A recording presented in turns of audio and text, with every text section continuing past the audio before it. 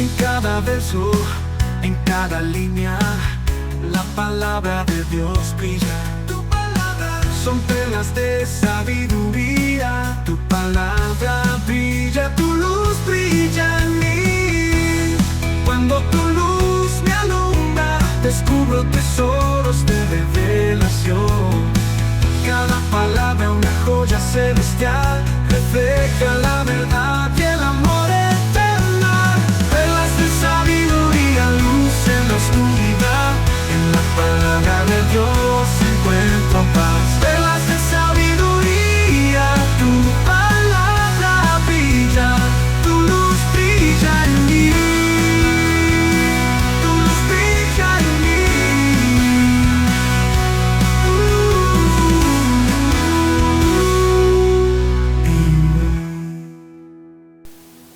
Una alegría llegar hasta donde tú te encuentras con nuestro programa Perlas de Sabiduría.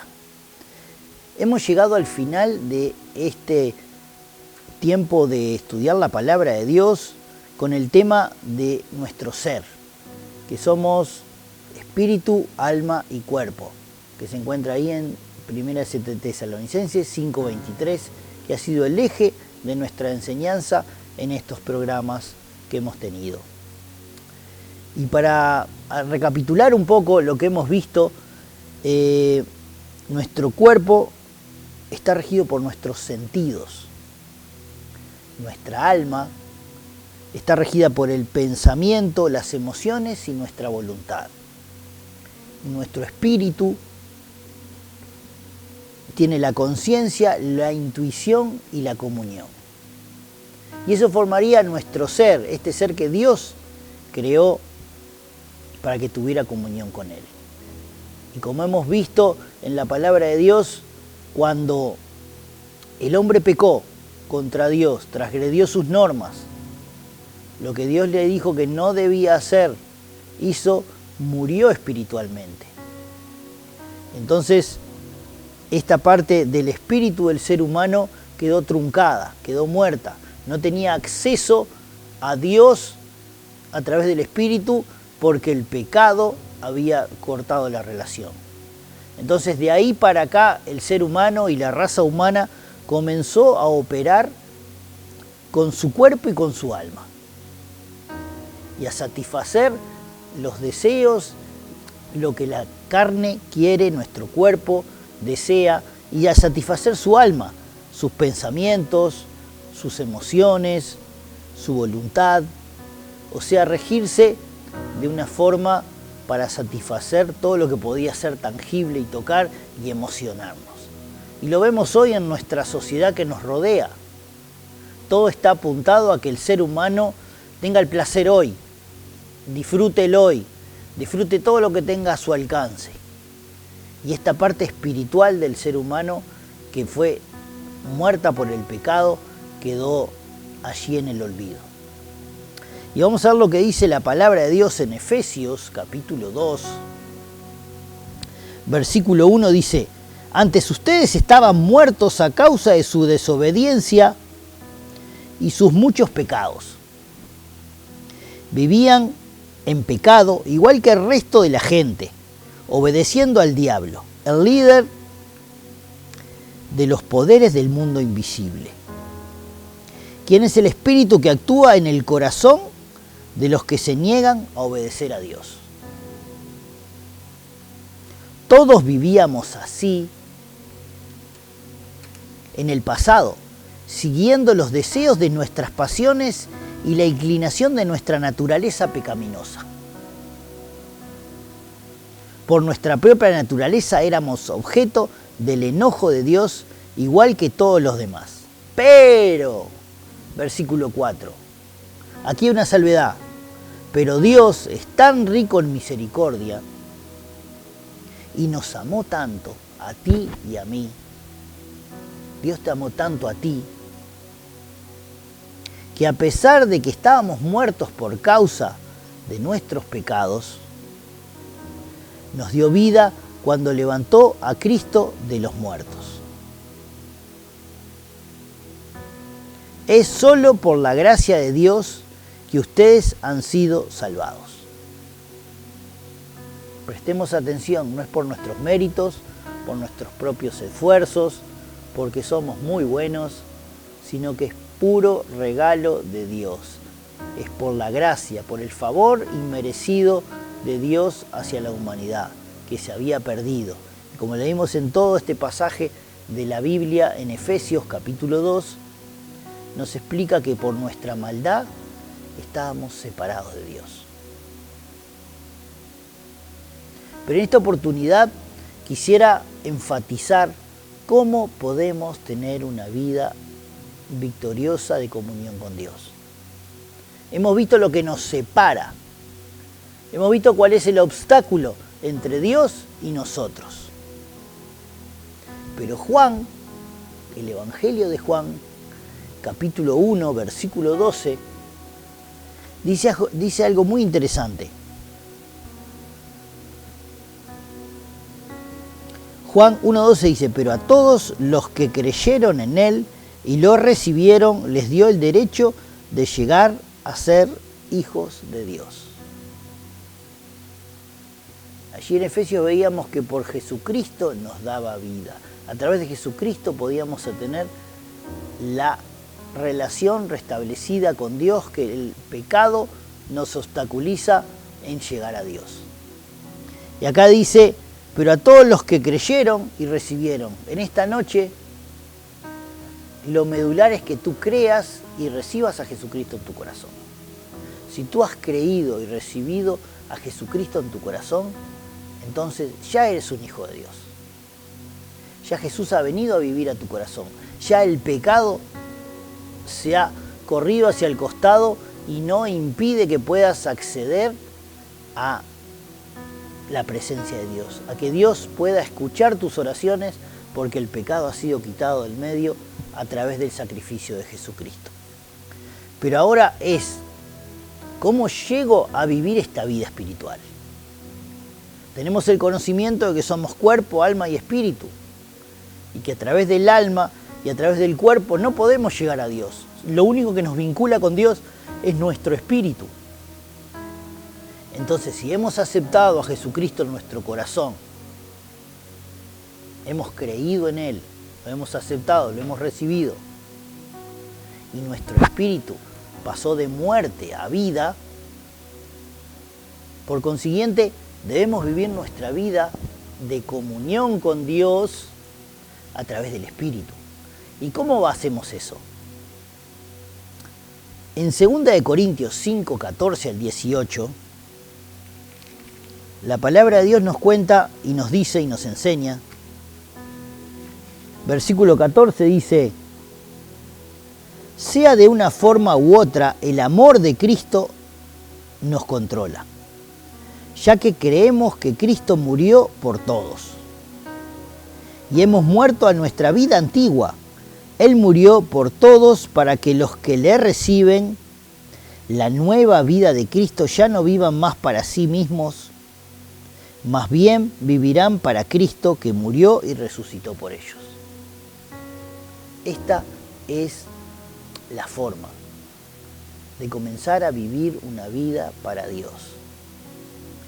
No comenzar una vida, la vida antigua, la vida como nosotros desarrollábamos nuestra vida cotidiana, enfatizando todo lo que nos daba placer a nuestro cuerpo, todo lo que lo deleitaba a nuestra alma, sino dejando eso de lado y comenzando a vivir una vida espiritual para Dios. Y sigue diciendo la Biblia, así que hemos dejado de evaluar a otros desde el punto de vista humano. En un tiempo pensábamos de Cristo solo desde el punto de vista humano. ¿Qué tan diferente lo conocemos ahora? Esto significa que todo el que pertenece a Cristo se ha convertido en una persona nueva. La vida antigua ha pasado y una nueva vida ha comenzado. Una vez que hemos aceptado a Jesucristo como nuestro Señor y Salvador, y por obediencia hemos pasado por el bautismo, este es el mismo concepto, esta es esa enseñanza. Hemos muerto a nuestra vida antigua y renacemos a una nueva vida espiritual. Pero esto no se debe llegar y no lo debemos enfocar como que nos debemos perfeccionar, como que nos debemos ir mejorando, sino que nuestra vida espiritual la comenzamos a desarrollar desde nuestra posición de hijo de Dios. Entonces, como soy hijo de Dios, oro a Dios. Como soy hijo de Dios, vivo una vida devota. Como soy hijo de Dios, vivo una vida santa. Y no tengo que automejorarme a través de mis esfuerzos humanos, llevando a mi alma a ser mejor para alcanzar a Dios, sino que de mi posición de hijo de Dios, con comunión restablecida con Dios, comienzo a vivir mi vida espiritual. Porque si no comprendemos este principio fundamental de la vida cristiana, nos puede llevar años de derrota, años de no entender y de frustración de querer cumplir los principios de Dios en nuestra fuerza humana. Querer cumplir las leyes de Dios en nuestra fuerza humana. Nos convertiríamos en lo que era el antiguo pacto, donde se debía cumplir montones de reglas y formalismos para de esa forma quizás poder agradar a Dios. Pero los hijos de Dios que estamos en el nuevo pacto, ese pacto a través de Jesucristo, de su sacrificio en la cruz del Calvario, ese pacto espiritual donde Dios escribe su ley en nuestros corazones, donde el Espíritu Santo nos ayuda a tener una vida victoriosa por la fuerza que el Espíritu Santo nos da en nosotros, nos ayuda a que podamos vivir y caminar de victoria en victoria. ¿Victoria en qué? En victoria sobre nosotros mismos, sobre nuestras debilidades, sobre aquellos pecados de la vieja vida que nos tenían atados, subyugados, que nos tenían debilitados. Entonces debemos comenzar a caminar nuestra vida espiritual desde nuestra posición de hijo de Dios. Y Gálatas 2:20 ilustra muy claramente este principio espiritual. Mi antiguo yo ha sido crucificado con Cristo. Ya no vivo yo, sino que Cristo vive en mí. Y así que vivo en este cuerpo terrenal confiando en el Hijo de Dios, quien me amó y se entregó a sí mismo por mí. Entonces, amplía el concepto que lo que yo vivo en esta experiencia terrenal, en esta experiencia de caminar por esta tierra, desarrollando una vida de trabajo, de familia, social, las diferentes circunstancias, desafíos, situaciones que se presentan en el día a día, lo vivo en mi fe en Jesucristo, de que Él me va a ayudar, de que Él me va a fortalecer, de que Él va a estar a mi lado en todo momento, en diferentes circunstancias. Y que no estamos presos de los diferentes golpes que la vida nos vaya dando y que no sabemos para dónde correr, sino que vivimos caminando en que Él nos va a sostener, ayudar y cuidar. El desafío entonces de esta vida nueva que Dios nos ha dado, donde todas las cosas pasadas quedaron a un lado y todas son hechas nuevas porque a través de su Espíritu Santo Él va produciendo nuevos pensamientos, nuevos hábitos, nuevos sentimientos, va renovando nuestra mente a medida que vamos permitiendo al Espíritu Santo que nos vaya transformando nuestra forma, nuestro ser interior, y vamos permitiendo que la palabra de Dios vaya transformando nuestro ser interior. De esa forma vamos avanzando y vamos caminando en fe. Ahora, el error más grande que decenas y decenas de cristianos han cometido a lo largo de la fe cristiana, a lo largo de la historia, y seguirán cometiendo es, luego que aceptamos a Jesucristo como nuestro Señor y Salvador, entregamos nuestra vida enseguida tomamos nuestra vida y comenzamos a andar con nuestras propias fuerzas. Querer cumplir la vida cristiana en nuestro esfuerzo, en perfeccionar nuestra alma para agradar a Dios. Y eso es un error fatal. Eso es un error que nos va a llevar a la derrota.